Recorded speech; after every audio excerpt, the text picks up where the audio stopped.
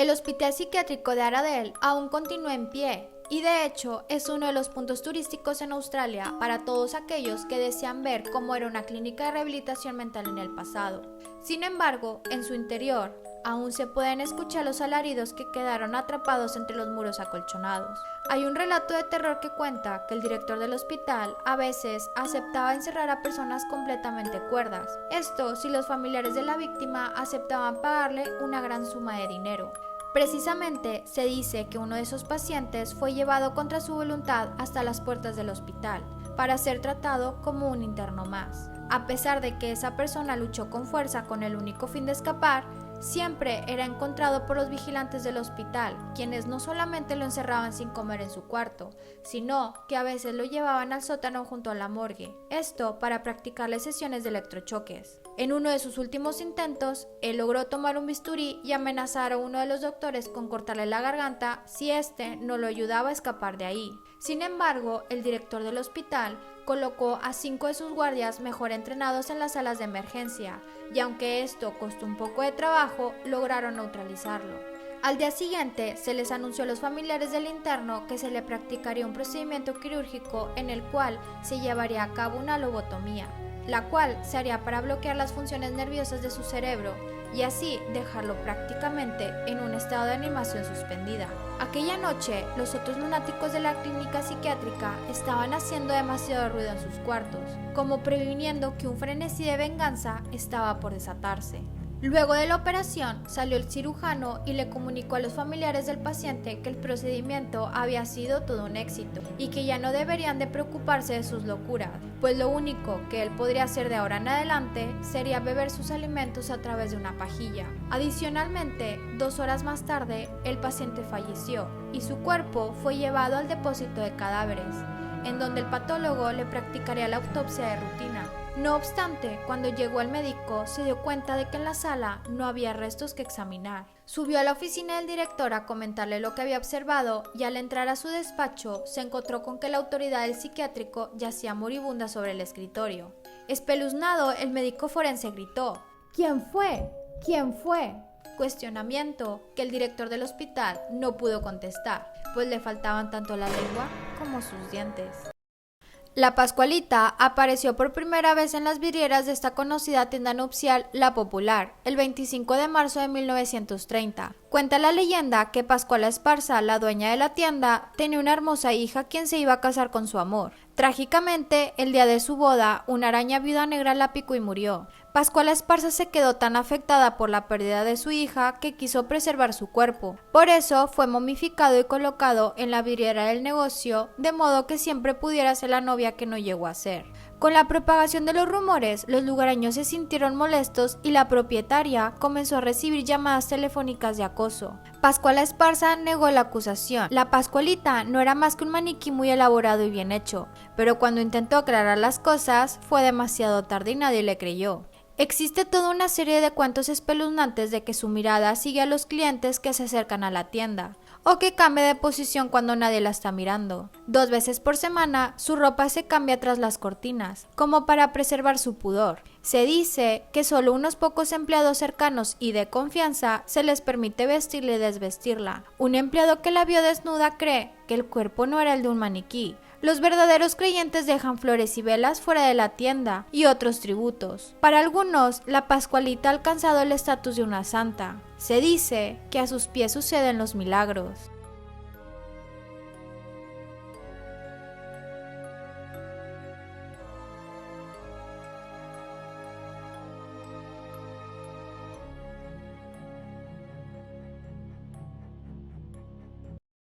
Miriam iba a clases de ballet clásico. En la medida que iba creciendo, crecían sus ganas de seguir bailando. En la adolescencia ya estaba profesionalizada como bailarina, pero siempre bailaba dentro del coro. Nunca le daban un papel protagónico, y esto ocurrió por mucho tiempo.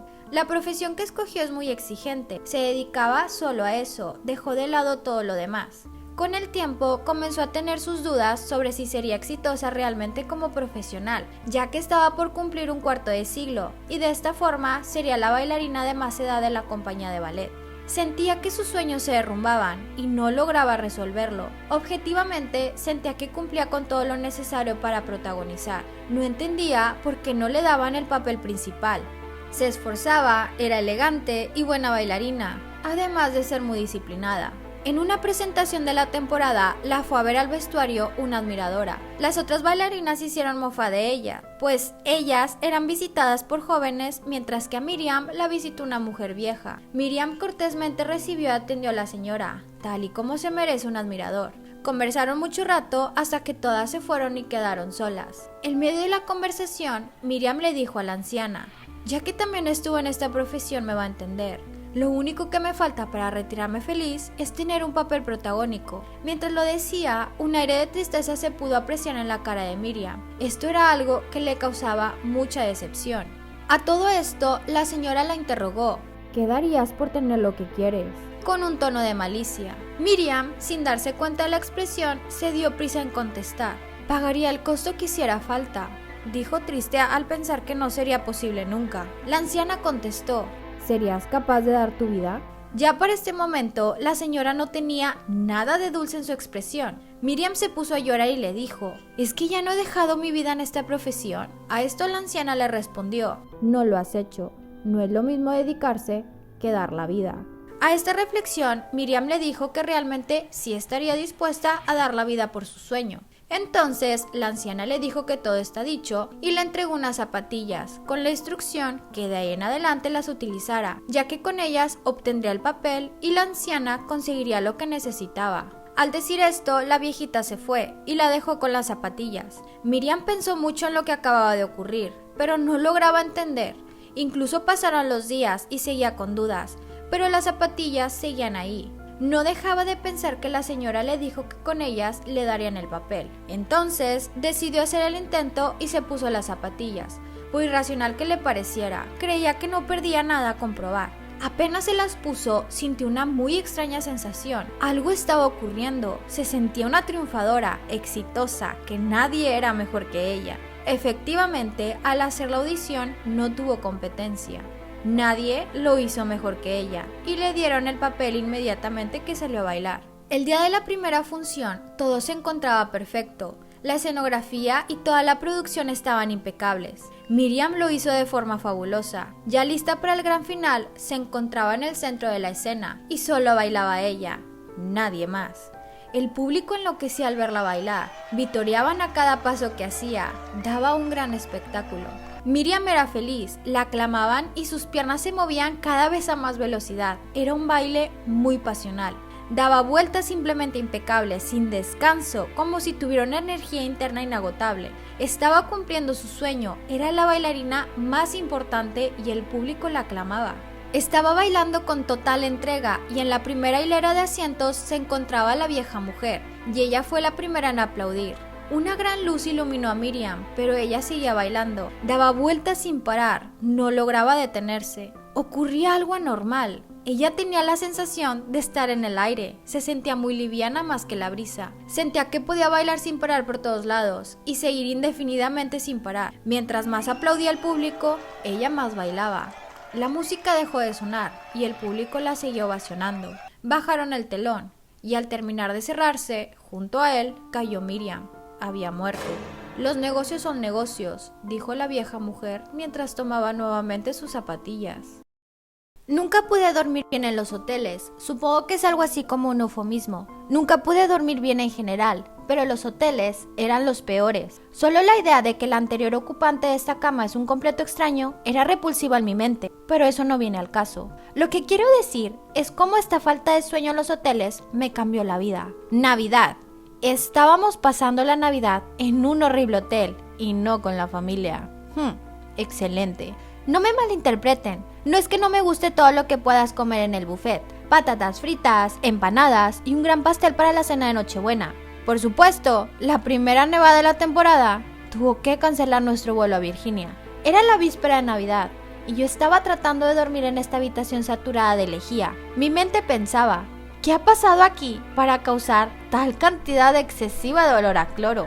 La habitación no era nada fuera de lo normal. 2 camas, una para mí y mi hermana y otra para mi padre y mi madre. Un baño y un microondas manchado que parecían necesidad de una buena limpieza de polvo. De alguna manera, conseguí dormirme y me sumí en un sueño sin sueños. Al despertar, me di cuenta que era temprano por la mañana. Mi padre estaba roncando y por lo general se despierta antes de las 4 de la mañana. Fue entonces cuando me di cuenta, ¡es Navidad! Y yo estaba a punto de dejar que esta mala fortuna arruinara mi fiesta favorita. Mirando a través de la cama en el reloj para ver la hora, es cuando me di cuenta de una silueta de un hombre de aproximadamente 1,80 m de altura que estaba mirando a mi madre a través de la habitación.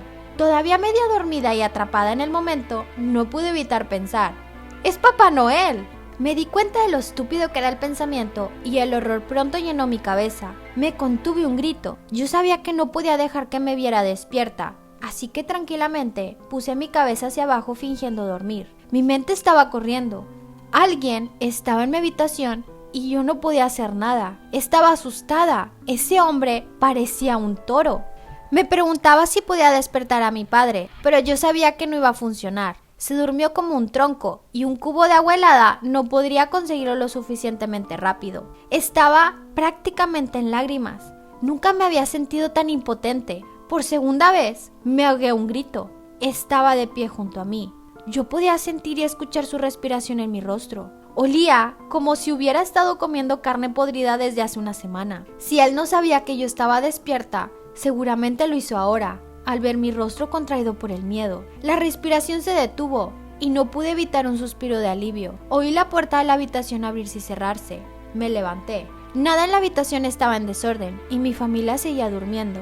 Eso no podía haber sido un sueño. Yo no podría haberlo imaginado. Finalmente, abrí la puerta para asomarme. Echando un vistazo a la puerta con el fin de memorizar el número de habitación, vi una gigantesca X pintada con spray negro en la puerta. Si yo hubiera visto esto sin la experiencia previa, probablemente hubiera pensado que se trataba de tan solo unos niños estúpidos. Mi corazón dio un vuelco. Ahí estaba, dando vuelta a la esquina al final del pasillo. Me pregunté a mí misma, ¿por qué estoy haciendo esto? Pero aún así, le seguí hasta el estacionamiento que estaba a la vista. En un momento estaba saliendo del vestíbulo y al siguiente ya se había ido. Al darme cuenta de lo frío que estaba afuera en pijama, regresé al vestíbulo. No había nadie alrededor. Era extraño. Podría jurar que había un conserje de noche. La adrenalina desapareció y me di cuenta de lo estúpido de mis acciones. Él me podría haber matado. Me maldije al subir las escaleras. Sabía que algo estaba mal cuando llegué a mi piso. La puerta de mi habitación estaba abierta. Yo no la había dejado de esa manera, ¿verdad? Entré y después de una búsqueda rápida por la habitación, me propuse a lo seguro. Y mi familia estaba todavía dormida. Cerré la puerta y volví a la cama a pesar de que no pude dormir por el resto de la noche. He escuchado a mi padre levantarse. Finalmente mi madre le siguió, pero yo todavía fingía dormir. Pocas horas pasaron y mis padres, mi hermana y yo nos metimos en el coche y nos dirigimos de vuelta al aeropuerto. Cuando metí la mano en mi bolsa para coger mi celular, me llevó a la conclusión de algo que no había estado ahí el día anterior. Una nota que simplemente tenía las 5 palabras que aún me hacían pensar en el día de hoy. Yo sabía que estabas despierta. Hace un tiempo, una amiga mía y yo decidimos hacer espiritismo por primera vez, ya que nunca antes nos habíamos atrevido a hacerlo. Llamamos a otras 2 amigas para que nos acompañaran, ya que a mí me habían dicho que probablemente con solo 2 personas sería más difícil que pasara algo. Nos costó trabajo convencerlas, pero al final cedieron. Lo preparamos todo, y un poco asustadas, comenzamos a jugar a la Ouija. Durante la sesión, una de las compañeras a las que habíamos llamado dijo: «Yo me voy de aquí, es una tontería esto de la Ouija». Nosotras nos asustamos un poco y decidimos dejarlo para otro momento. Al cabo de unos días, la compañera que se había ido me llamó aterrorizada, diciéndome que de camino a casa después de haber ido a estudiar a la biblioteca, al pasar por delante de una casa en ruinas que hay cerca de su hogar, una niña vestida de blanco le había pedido que jugara con ella. Mi amiga le dijo que no podía, ya que tenía prisa por llegar a su casa, y acto seguido, la niña comenzó a llorar con lágrimas de sangre. Mi amiga salió de ahí corriendo, y al llegar a casa fue cuando me llamó. Hasta ahí fue lo que me contó. En un principio me lo tomé a broma, pero algo me hacía pensar que mi amiga hablaba muy en serio. En mi habitación comencé a darle vueltas al asunto, y me acordé del día en que habíamos hecho espiritismo, y de la mala manera con la que mi amiga se había retirado. Pensé que no tendría nada que ver y me dormí. Al día siguiente, esa misma amiga me llamó porque se iba a quedar sola en casa estudiando y tenía miedo. Así que decidí acompañarla, ya que yo también tenía que estudiar. Cogí un autobús y ya en su casa nos pusimos a estudiar. De repente, oímos a nuestra espalda un ruido como de arañazos. Las dos miramos y comprobamos horrorizadas que la niña que ella me había descrito estaba sentada sobre su cama, arañando la pared. Salimos corriendo de la habitación y al llegar a la puerta observé que mi amiga no estaba, pero yo estaba demasiado asustada como para esperarla. Un rato después, la policía llamó a mi casa informándome de que mi amiga había muerto de un ataque de asma. La habían encontrado en las escaleras de su casa con una expresión de terror en su cara. Yo estuve en tratamiento psiquiátrico unos meses y ya me estaba recuperando, pero el otro día, en mi buzón, apareció una nota escrita con letra de niña pequeña que decía: "Tu amiga murió por no jugar conmigo. Tengo una muñeca nueva". En una ciudad de México nació Marcela. Ella trabajaba como niñera. En alguna época laboró en un centro de cuidado infantil gubernamental. Su madre contrajo un penoso problema de salud y ella se vio forzada a dejar este empleo para ser la cuidadora de su señora madre. De esta forma, vio muy disminuidos sus ingresos y por lo tanto los ingresos de su casa. El único ingreso con el que contaban era el de una compensación laboral que había dejado su padre al morir. Debido a lo severo de su enfermedad y a pesar de todos los cuidados que tuvo, la mamá de Marcela murió al lado de ella. Luego de haber realizado el funeral y haber cubierto todos los gastos, se encontró sin dinero y sin empleo. Al morir su mamá, dejó de cobrar la compensación laboral de su papá. Buscó durante algún tiempo empleo de manera ineficaz, pero cierto día leyó un anuncio donde solicitaban niñera, en una de las mejores zonas de la ciudad. Se dirigió a la casa de la solicitud y al llegar, lo primero que notó era como unas solicitantes del puesto huían del lugar en pánico, unas muy enojadas por el desperdicio del día y otras con cara de haberse asustado mucho. Por fin fue su turno para la reunión con los posibles empleadores. No sabía que estaba entrando a un cuento de terror. Una pareja bien entrada en años la recibió. Le informaron que debían viajar por una emergencia al día siguiente y necesitaban a alguien que se ocupara de cuidar a su hijo. A Marcela esto no le sonó raro en lo absoluto. La pareja ni siquiera miraron las referencias de trabajos anteriores. Le indicaron que primero debía conocer al niño. Cuando la llevaron frente al infante que debía cuidar, Marcela soltó una gran carcajada, pues era un monigote en forma de niño. Ella pensó, debe ser un mal chiste. El aspecto del monigote era el de un niño de más o menos 10 años. Estaba sentado en una silla. Pensando que la pareja tenía alguna demencia y por necesitar el empleo, decidió seguir adelante. No encontró lo malo en seguirles el juego por los 3 días que estarían fuera. Al aceptar el empleo, la pareja le advirtió que a su niño no le gustaba estar a oscuras, así que nunca debía apagar la iluminación, ni siquiera a la hora de acostarse. Además, tenía que narrar alguna historia para que se durmiera. También le advirtieron que tenía que estar con él hasta que acabara de comer. Si no se hacía todo esto rigurosamente, el niño se molestaba y podía ser muy malo. Al día siguiente, Marcela arribó a la casa, vio cómo se marchaban los padres y se preparó para cualquier cosa excepto para ocuparse del niño. Desde que llegó, tuvo la impresión de que aquel monigote la veía fijamente. Es más, en algún momento, sin ninguna duda, notó que giraba la cabeza para mirarla. Mientras más lo observaba, más le daba la impresión de que tenía vida. Ella empezó a ponerse muy nerviosa. Con el fin de calmarse, agarró al monigote y lo metió en la habitación y la cerró. En la medida que la noche avanzaba, comenzó a escuchar cómo cambiaban de lugar objetos en la habitación del niño. Pensando que había entrado un delincuente, llamó a la policía. Estos revisaron toda la casa y al no ver nada extraño, se fueron. Pero antes, al salir, le dijeron a Marcela que no podía llamarlo sin que estuviera sucediendo nada.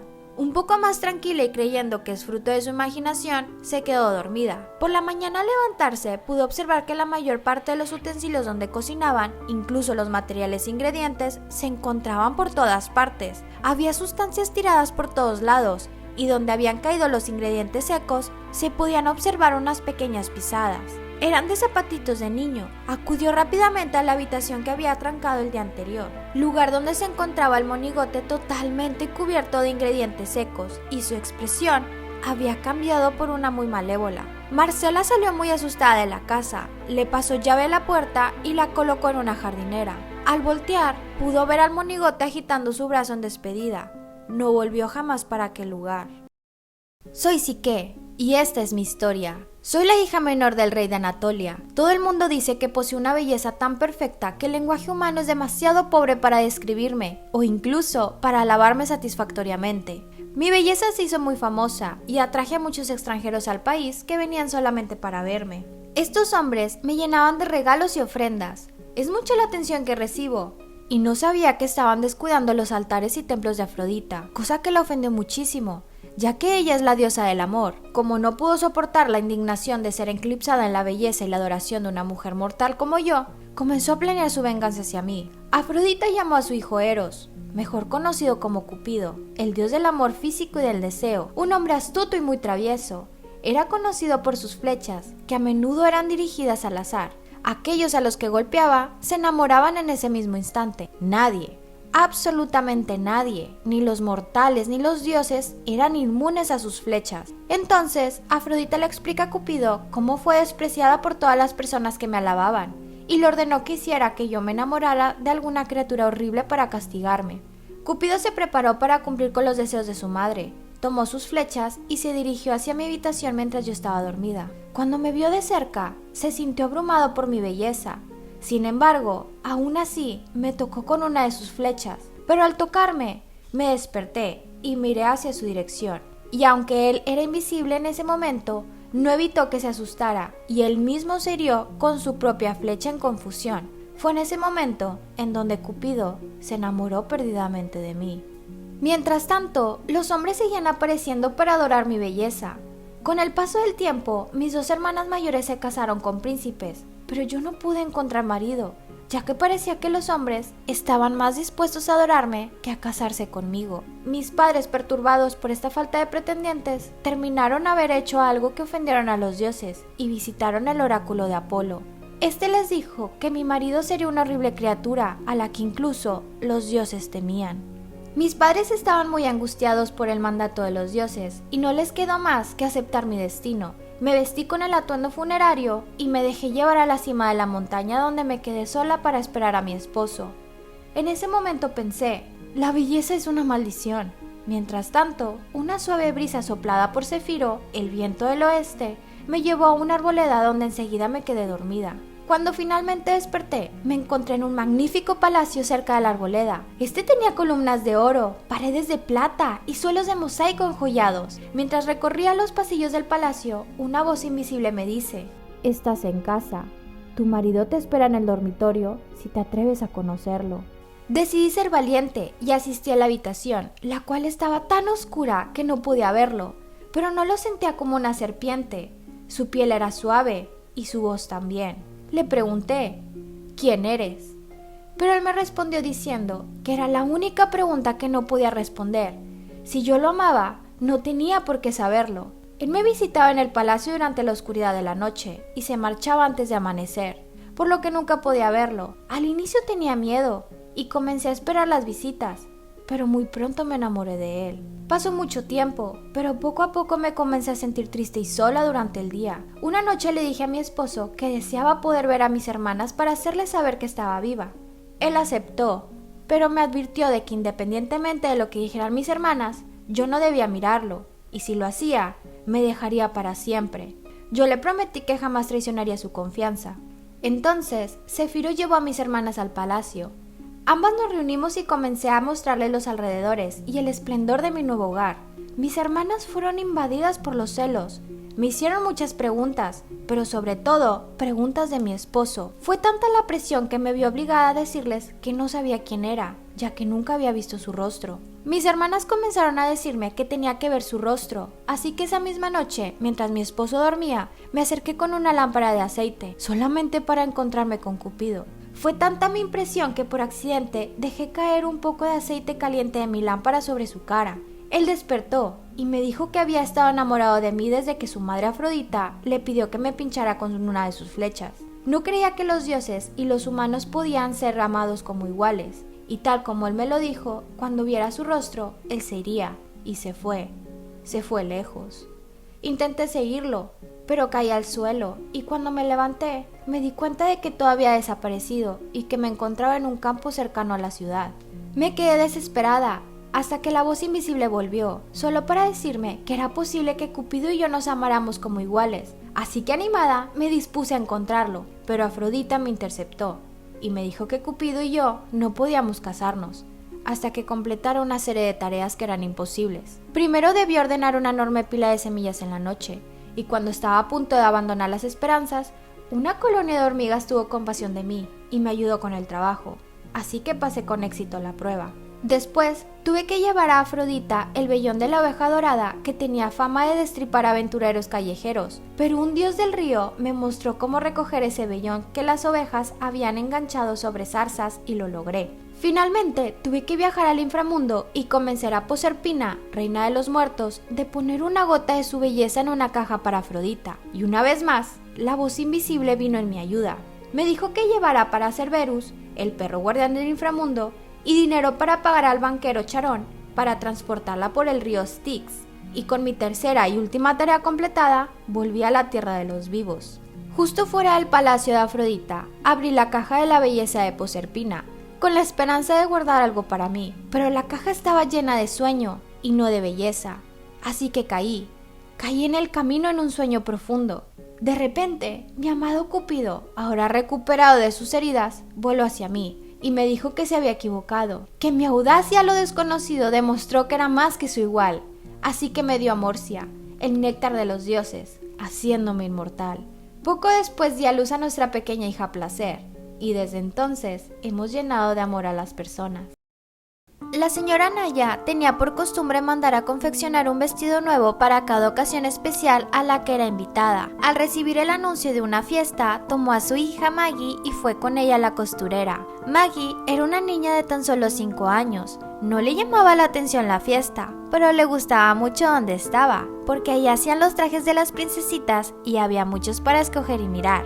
Pronto Maggie se dio cuenta de que no era tan divertido, pues tuvo que estar de pie mucho tiempo, mientras la entallaban por todas partes, probaban colores, realizaban ruedos y todo lo que implica hacer un vestido de fiesta. Luego, no conforme con esto, tuvo que esperar sentada mucho rato mientras trabajaban con su mamá. Cuando la niña se aburrió, se puso a curiosear y jugar por toda la tienda, sin prestarle atención a los carteles de no tocar que se encontraban por todas partes. Maggie tocaba todo lo que encontraba a su paso: telas, hilos, mostradores.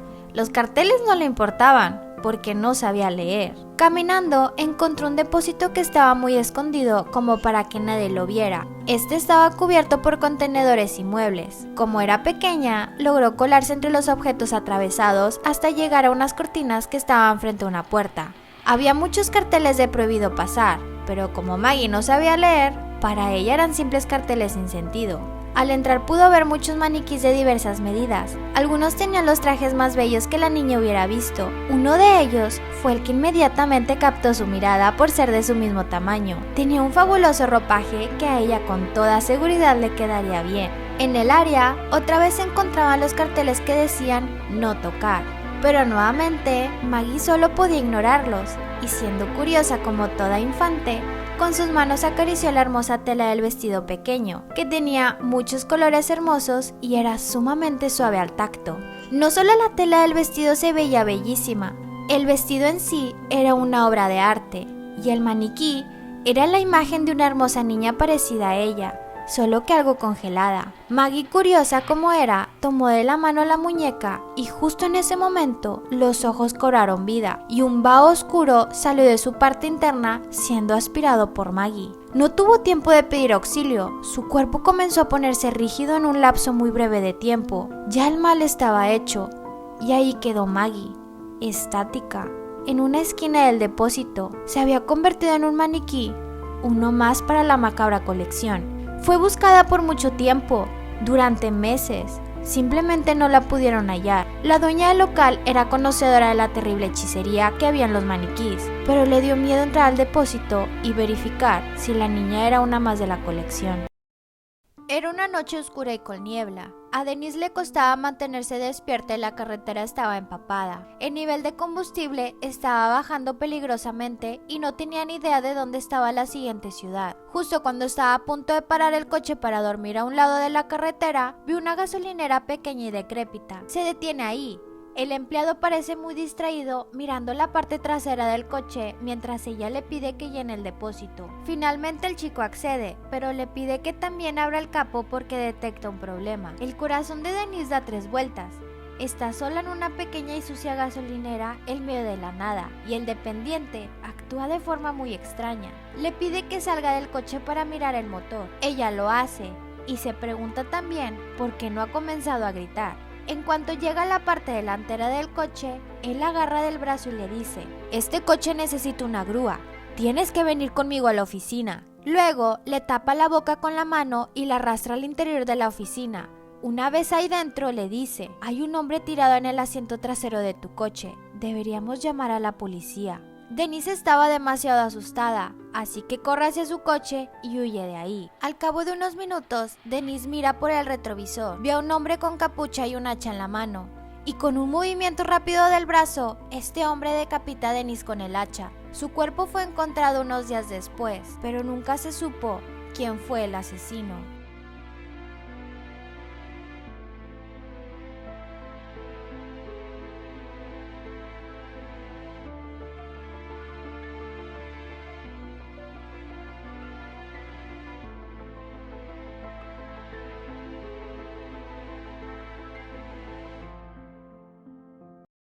Unos días antes de la Navidad de 1995 en el barrio de Mayfair, Londres, David Mack se acerca a unos adolescentes de 15 años y les pide que vayan a su casa a escuchar música heavy metal. Los dos adolescentes, Michael y Steven, adictos a esta música, aceptan la invitación y siguen a este nuevo amigo unos años mayor que ellos. Una vez ahí, Michael y Steven descubren que David vive en un desorden indescriptible, con discos de Iron Maiden y Metallica junto a una montaña de libros, todos dedicados al asesino en serie Charles Manson. En el centro de la habitación hay un altar cubierto de negro y adornado en cada extremo con altas velas encendidas. A sus invitados, algo desconcertados, David les explica en tono tranquilo: "Este altar es de Satán. Mi amigo Dennis y yo adoramos al diablo. Nos permite comunicarnos con los muertos a través de la Ouija". Sonriendo, señala el tablero de juego a los pies del altar y sugiere que jueguen una partida de Ouija. Intrigados, Michael y Steven aceptan. Cuando llega Dennis, los 4 jóvenes se sientan en el suelo alrededor del tablero de la Ouija. Como es de costumbre, cada uno coloca una mano en el triángulo móvil del centro del juego. Casi de inmediato, la voz extrañamente ronca de David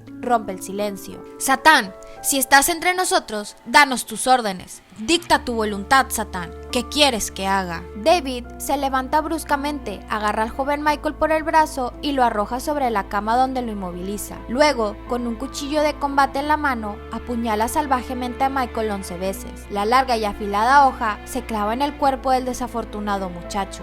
Dennis, que sujeta a Steven como puede, gritando de miedo, grita finalmente a David: "¡Detente, David! ¡Detente! ¡Está muerto!".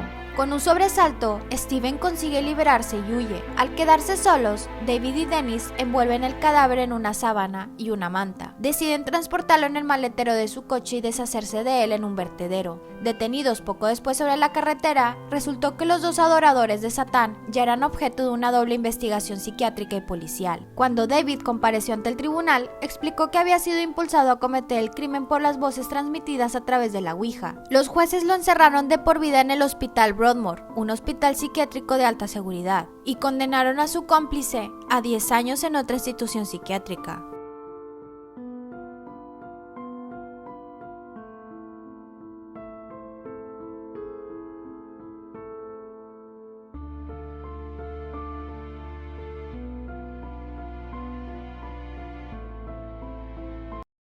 Salí con prisas para recoger a mi hijo del colegio. Aquel día el tráfico era bastante fluido. Nada se interponía en mi camino, salvo algunos semáforos en rojo. Llevaba un buen rato esperando en un semáforo en rojo cuando me fijé en una mujer. No tenía ni idea de cuánto tiempo llevaba ahí mirándome. Una vez ahí, no pude apartar la vista. Me miraba como una loca y me hacía señas con la mano, acariciando el pelo de la cabeza de un niño pequeño. El niño, su hijo supongo, llevaba ropas marrones holgadas y una máscara de cabra. Era un disfraz extraño. ¿Y quién lleva un disfraz si no es Halloween? Él también agitaba la mano en mi dirección y me miraba a través de aquella inquietante máscara, pero su movimiento parecía más bien incómodo y forzado. Los ojos de la mujer podían ver a través de mí y casi podía sentir físicamente su mirada clavada en mí. Ni siquiera parpadeó. Me sentía desnuda y muy tensa. Y los ojos del chico, Dios mío, los ojos del chico suplicaban y pedían ayuda. La mujer empezó a impacientarse, agitando la mano con más fuerza cada segundo, así que aparté la mirada porque no pude más. Por alguna razón, estaba aterrorizada, necesitaba escapar. Cuando el semáforo se puso en verde, lo que me pareció una eternidad, arranqué. Ni siquiera me molesté en mirar atrás. Pensé que nada sería más aterrador que ese momento, pero entonces llegué a la escuela. Y ahí me dijeron que mi hijo no estaba. Me dijeron que mi esposa ya lo había recogido, pero yo no tengo esposa. Me dieron una nota diciendo que ella les había pedido que me la dieran. No hay palabras para describir lo que sentí cuando la leí. La nota decía lo siguiente: no digas que no te di la oportunidad de despedirte.